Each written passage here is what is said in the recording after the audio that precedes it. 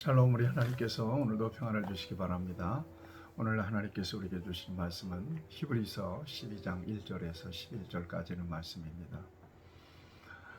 여러분 건강을 위해서 운동 많이 하실 것입니다. 요즘 보니까 날이 선선해지니까 운동하시는 분들이 꽤 많던데요. 요즘 또 맨발 운동이 그냥 맨발로 걷는 게 유행이던데, 그저 산행할 때 그 입구에 신발이 이렇게 쌓여 있습니다. 또 운동장에 가보면 또 저 수도가에 또 신발 다 벗어놓고 맨발로 다니거든요. 이러다가 신발 공장 망하지 않나 하는 생각도 드는데요. 어쨌거나 건강을 위해서 운동을 하지만 운동할 때 또 삶의 활력을 얻기도 하죠. 저 같은 경우는 테니스를 오랫동안 했습니다. 지금은 못하고 있습니다만 참 좋은 격이라고 생각합니다. 좋은 운동입니다. 실력이 비슷한 파트너를 만나서 또 팽팽한 실력을 갖춘 상대편과 멋지게 한 게임을 하고 나면 승패를 떠나서 굉장한 활력을 얻는 느낌을 받습니다. 여러분 운동할 때 정말 상식적입니다만 운동에 따른 준비가 필요하죠. 물론 그 운동에 앞서서 몸을 푸는 것도 중요하고, 그 다음에 중요한 것은 운동에 걸맞는 복장이라고 저는 생각합니다. 예, 복잡하게 걸치고는 운동 못하지 않습니까? 이를테면 겨울철이라면 오리털 파카 입고 테니스 할 수 있겠습니까? 못합니다. 아주 가벼운 복장이어야 되죠. 아주 심플한 복장이어야 되죠. 예, 무엇보다도 승부가 걸린 운동 같은 경우는 고도의 집중력이 필요합니다. 그리고 인내가 필요하죠. 마지막 순간까지. 그런 차원에서 오늘 본문 말씀은 신앙생활도 경주와 같은 거다. 단거리 경주가 아니라 장거리 경주예요. 여러분 그러면서 이 경주자에게 필요한 권면을 주고 있습니다. 지금 저와 여러분들은 경주하고 있는 겁니다. 그래서 오늘 이 권면이 저와 여러분들에게 있어서는 아주 귀한 은혜가 될 것입니다. 어떤 준비가 필요할까? 신앙의 경주. 반드시 그 경주는 승리하는 경주여야 되거든요. 중간에 탈락해서도 안 되고요. 아주 집중해서 열심히 달려야 되는 그런 경주입니다. 마라톤 생각하시면 될 겁니다. 네.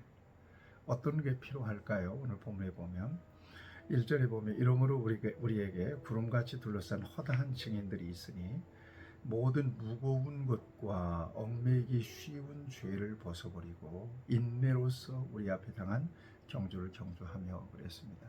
무거운 것, 생활 속에서 거창스러운 것들, 신앙생활에 있어서 정리되지 못한 그런 옛 생활의 습관들, 이런 모든 것들을 총칭한 말입니다. 무엇보다 죄를 벗어버리라고 했습니다. 어떻게 벗어지는 겁니까? 예수 그리스도 안에서 죄를 벗어낼 수가 있습니다. 그리고는 달려야 합니다. 아주 단촐한 복장으로, 가벼운 복장으로 달려야 합니다. 그리고 중요한 것은, 경주에 중요한 것은 인내입니다. 인내. 마지막 순간까지는 달려야 된다는 거예요. 꼬린 지점까지.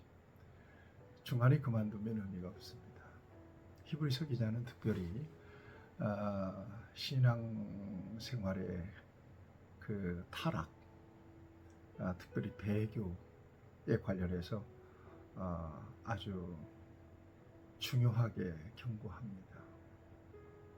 마지막까지 여러분 믿음의 경주를 집중해서 달려가는 저와 여러분들이 되기를 바랍니다. 그런데 이 믿음의 경주에 있어서 정말 저와 여러분들이 승리의 결정적 비결이 무엇인지를 오늘 히브리서 기자는 우리에게 가르쳐 주고 있습니다. 2절 말씀입니다. 믿음의 주요 또 온전케 하시는 이인 예수를 바라보자.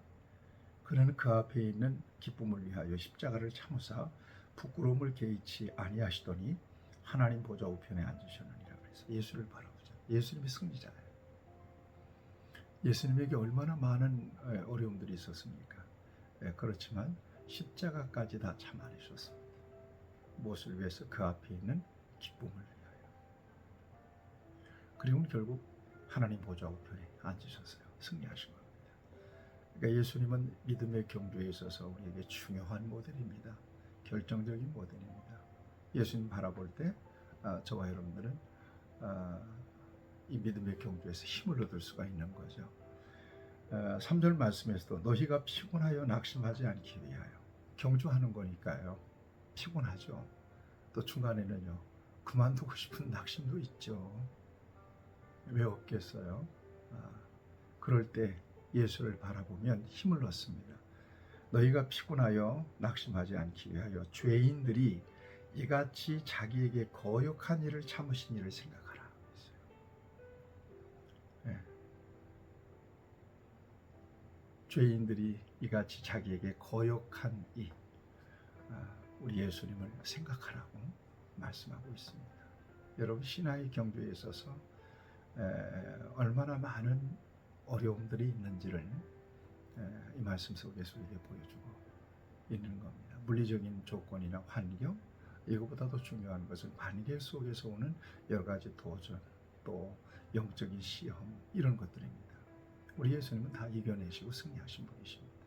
그래서 믿음의 경주에 있어서 가장 중요한 것은 우리의 승리의 표상인 예수 그리스도를 바라보는 거예요.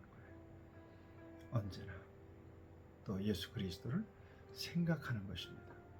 언제나. 네, 그럴 때 놀라운 승리를 보장할 수가 있는 것입니다. 여러분, 저와 여러분들이 여기까지 왔습니다. 정말 하나님께서 칭찬해 주실 것입니다. 끝까지 믿음 지키되 정말 거추장스러운 것, 신앙생활에 있어서 거추장스러운 것들이 여러분들 삶의 주변에 많이 있을 것입니다. 여러분들의 환경 속에 많이 들어와 있을 것입니다. 또 여러분들의 마음 속에도 있을 것입니다. 그런 것들을 벗어버리라고 했습니다. 그러니까 영적 생활에 있어서 거추장스러운 것들, 장애물들, 이것이 인간관계든 아니면 경제활동이든 또 어떤 저와 여러분들 너무나 주님께 집중하지 못하도록 분주하게 만드는 일이든 아니면 세속적으로 이렇게 세속적인 쾌락이든 이 모든 것들을 벗어버리라, 이렇게, 그리고 경주하라고 말씀하고 있습니다. 이 교훈의 말씀을 크게 듣고 승리하시는 저와 여러분들이 될 수 있기를 바랍니다. 예수님에게서 눈을 떼시면 안 된다는 것을 꼭 명심하시기 바랍니다. 4절 이하에 보게 되면 너희가 죄와 싸우되 아직 피 흘리기까지는 대항하지 아니하고, 그런 말씀을 하고 계세요. 죄와는 피 흘리기까지 싸우라. 믿음의 경주에 있어서 결정적으로 장애물이 되는 것은 죄악입니다. 죄악의 덫에 걸리면 믿음의 경주에 큰 타격을 입게 되는 거죠. 그래서 피 흘리기까지 싸워야 된다, 이렇게 교훈하고 있는 것입니다. 그 다음에 그 징계에 대한 말씀을 주고 계십니다. 여러분, 어떤 사람에게 징계합니까? 네, 부모가 자식에게 징계하잖아요. 부모가 자식을 징계할 때 자식을 고통 주기 위해서 징계하는 겁니까? 망하라고 징계하는 겁니까? 그렇지 않죠. 잘 되라고 징계하는 것입니다. 오늘 본문 말씀은 신앙생활에 있어서 하나님의 징계가 따른다라고 하는 것을 말씀하고 있습니다. 이것은 더 신앙생활 경주를 잘하게 하기 위한 하나의 연단인 것을 말씀하고 있는 겁니다. 그런 말 있잖아요. 달리는 말에 채찍을 더한다는 말이 있지 않습니까? 마치 그런 거와 같은 것입니다. 그러므로 이 징계를 뭡니까? 6절 말씀 볼까요? 주께서 그 사랑하시는 자를 징계하시고 그가 받아들이시는 아들마다 채찍하십니다. 사랑하시는 자 아들에게 징계와 채찍을 한다는 말씀을 주고 계십니다. 그리고 8절 말씀을 보면 징계는 다 받는 것이거늘 너희에게 없으면 사생자요 친아들이 아니니라 이렇게 말씀하고 있습니다.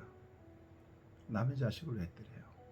남의 자식 잘못되든 잘되든 무슨 상관하겠어요? 그런 것 같다는 것입니다. 하나님께서 여러분들을 부르시고 자녀 삼아 주셨기 때문에 때때로 올바르게 살아가게 하기 위하여 하나님의 자녀로서 구별되게 살아가게 하기 위하여 믿음의 경주에서 어긋나게 하지 않기 위해서 때때로 징계도 하고 또 채찍도 한다는 것입니다. 이것은 우리를 연단하기 위한 징계라고 하는 사실을 우리가 잊지 말아야 된다는 것을 말씀하고 있습니다.